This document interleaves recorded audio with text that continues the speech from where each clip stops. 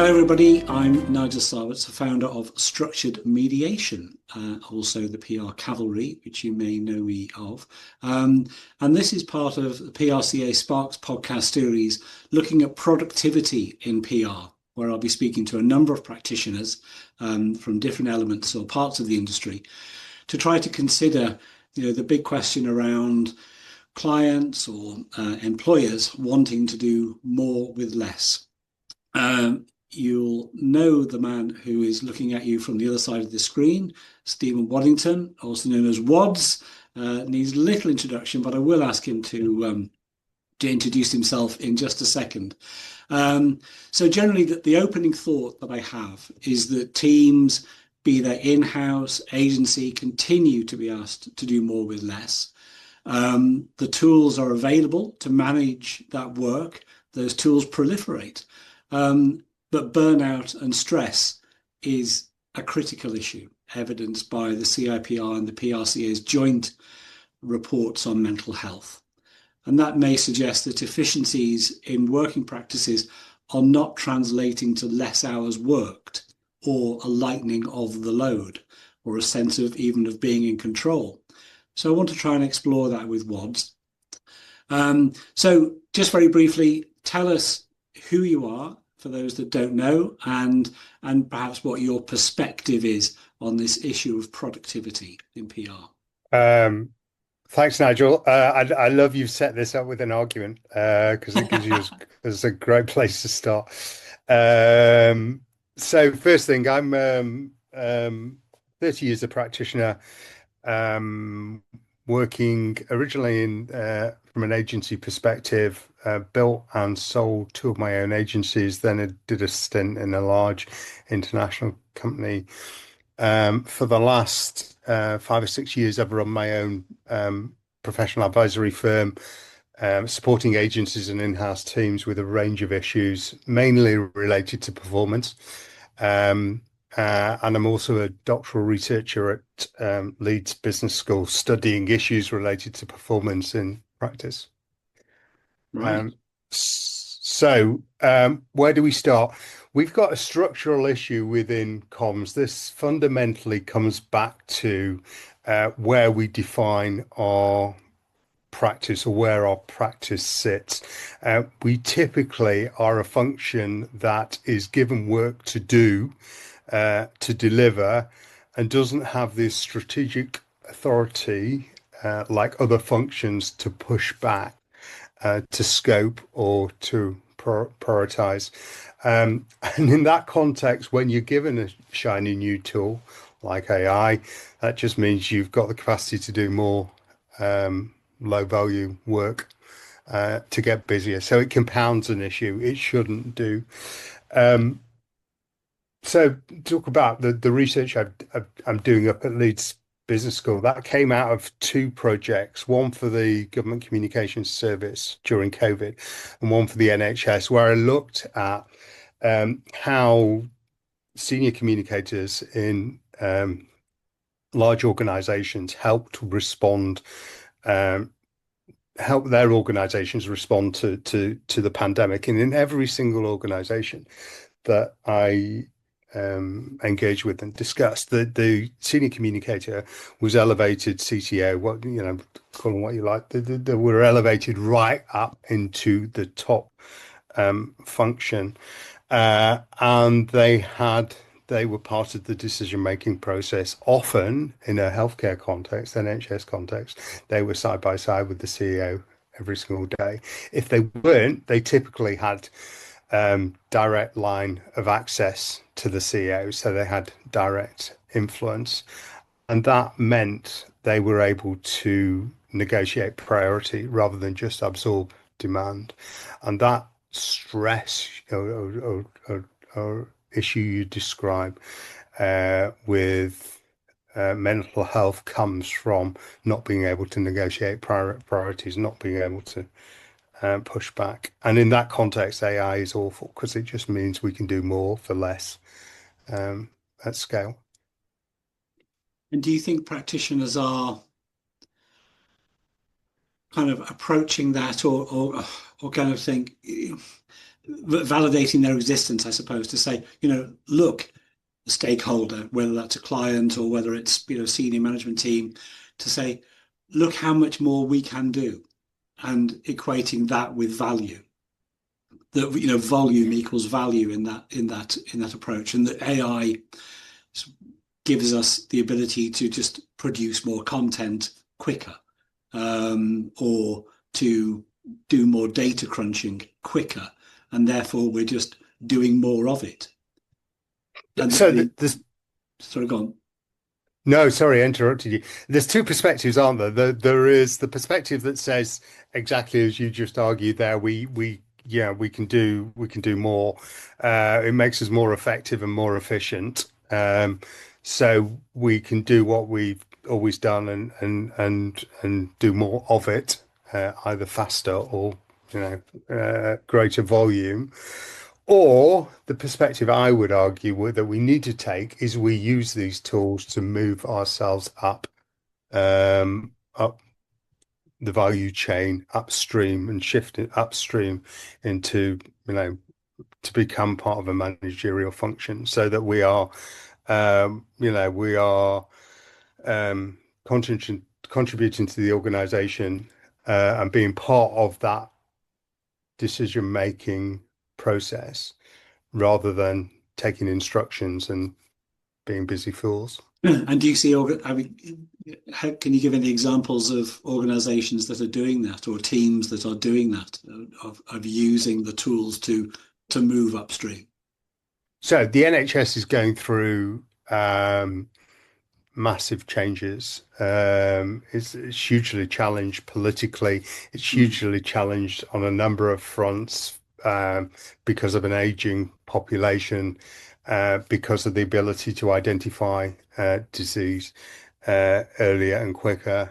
And so he's under incredible pressure.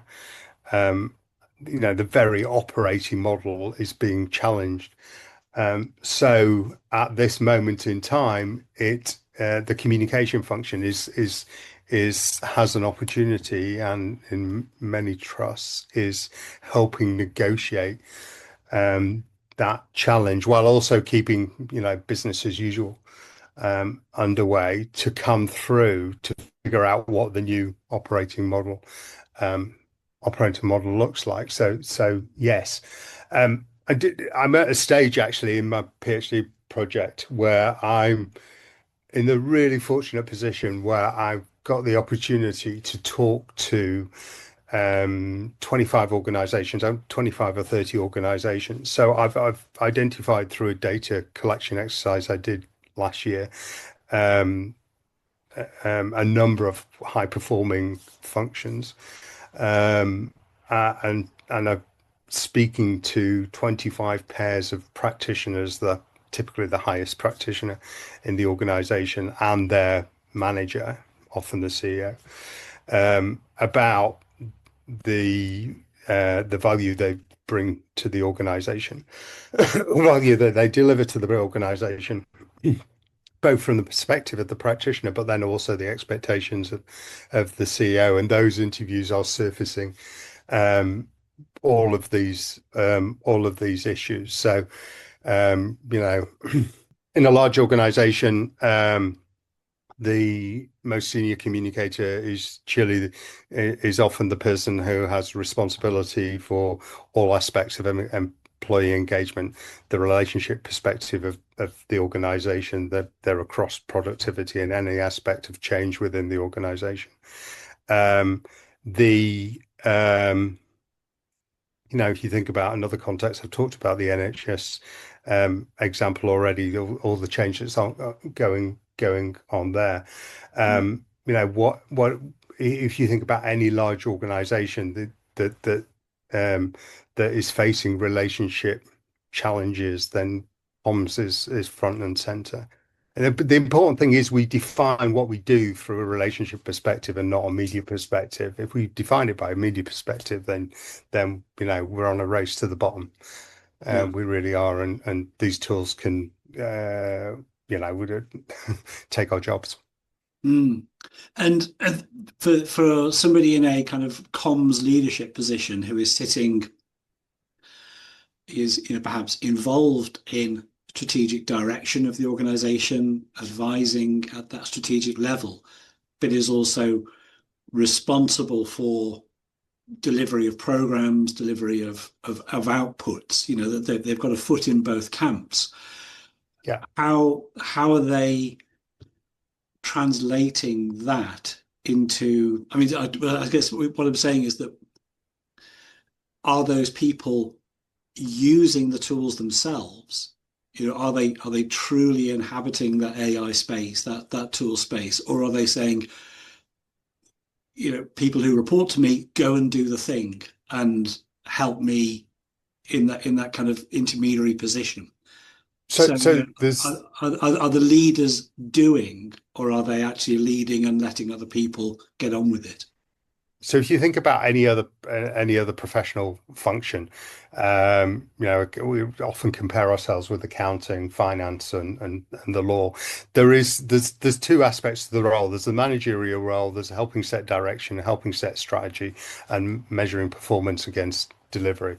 That's the strategic role. Then inevitably there is a functional role where you do the delivery, you do the execution of whatever you've set the strategy to be. So they both sit alongside. The challenge is within comms, we do much more, and we're positioned in a functional role, and the management strategy is set by someone else. So to answer your question, it's a complete mix, I think, at the moment in public relations and comms practice. Like anything, if you went on LinkedIn and believed the posts that were being posted, everyone's using AI. Everyone's using ChatGPT and Gemini and all these different tools, and there's definitely the tools are becoming used generally within practice, but it's in isolated individual base use cases. It's not yet at a systematic workflow level.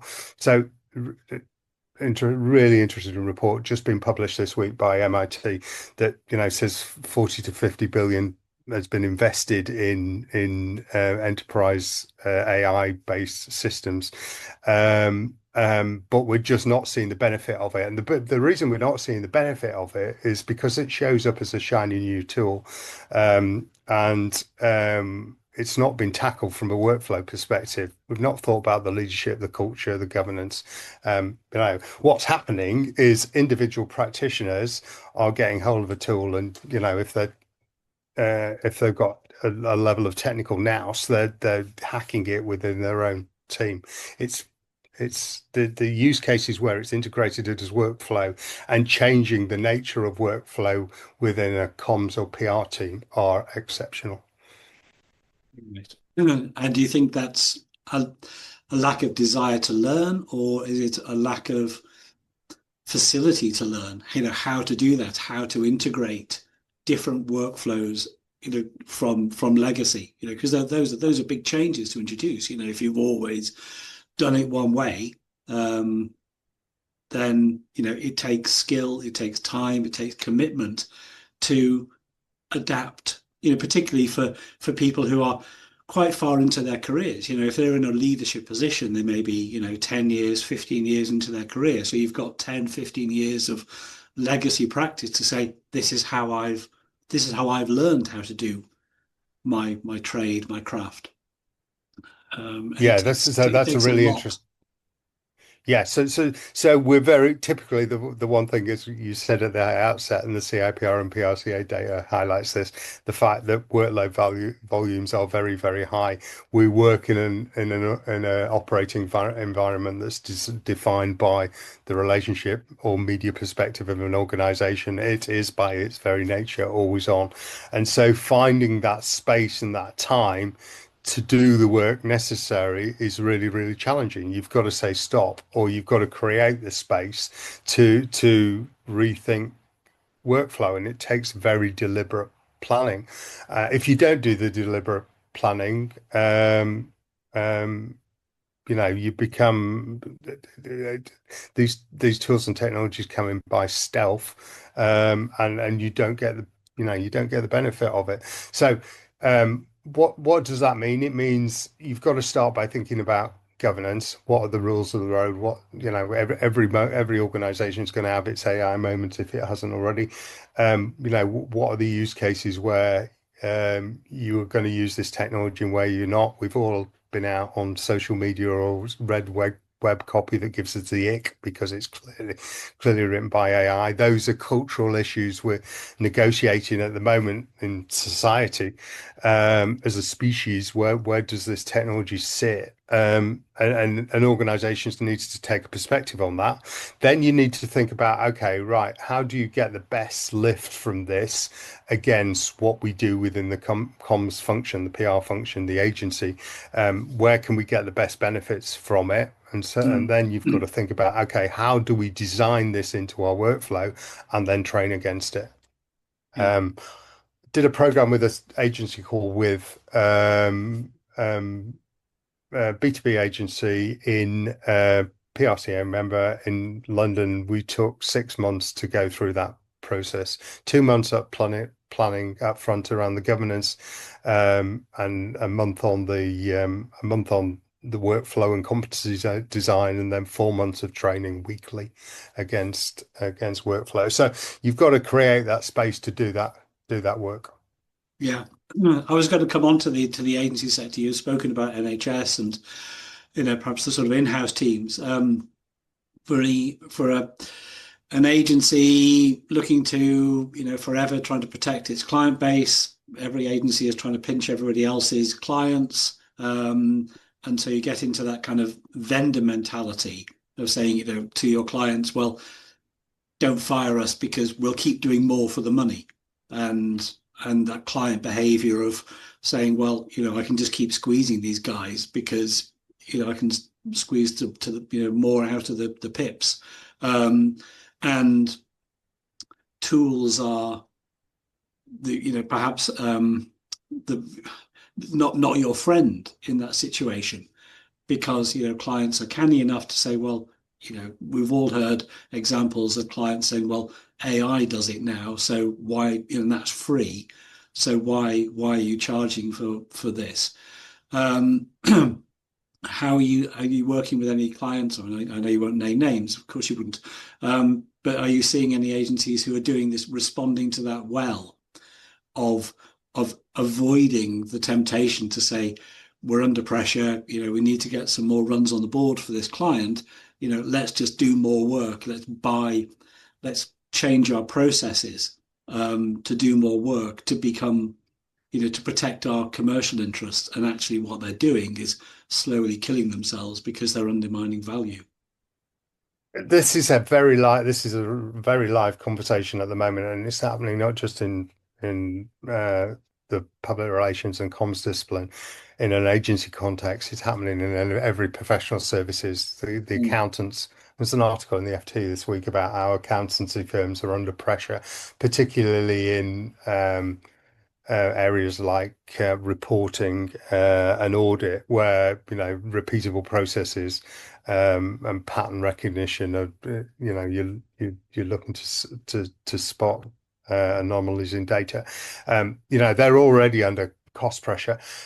Within the agency context, with the organizations I work with, there's either, you play this two ways. You either accept the commodity, that it's going to commoditize what you do, and reprice accordingly. No one's trying to do that I'm working with. Or you try and move upstream and you try and do the argument that AI is either going to eliminate jobs or it's going to enable us to be smarter and work more effectively. Everyone's trying to push upstream and do be more sophisticated. So a little bit, I'm a little bit concerned when you read about agencies talking about being able to produce more content at scale and do it quicker, cheaper. Yeah, it's hard to square that with the desire to go upstream, that's for sure. Yeah. Just as we kind of running down the clock a little bit, do you feel optimistic or pessimistic about the general field of productivity, and going back to that idea of we are under pressure to do more with less? do you think if we're having this conversation in a year's time that the industry will have learned anything, or will it still be muddling through as it tends to do? Yeah, I think we're very definitely muddling through at the moment, and there is a cohort though of practitioners and agencies that have spotted the opportunity to use AI as a strategic advantage. Not to produce more content faster, better, but to properly use it. And some of the applications. It's funny, it's human nature, right? We can all write. Everyone focuses on the content aspect of it, but some of the superpowers of this technology of pattern recognition, data analysis, and those are firmly applications that move us upstream into much more of a management role. The challenge, as I say, is doing the work and finding the space to do the work. But if you're going to be successful, you've got to do it. You have to do it. Wadds, thank you. Always provoking, good arguments, sparking thoughts, as always. Thank you for your time. And I hope that you'll be looking out for other episodes in this Spark podcast series for the PRCA on productivity and PR. So with that, I'll thank you and hope to see you again soon.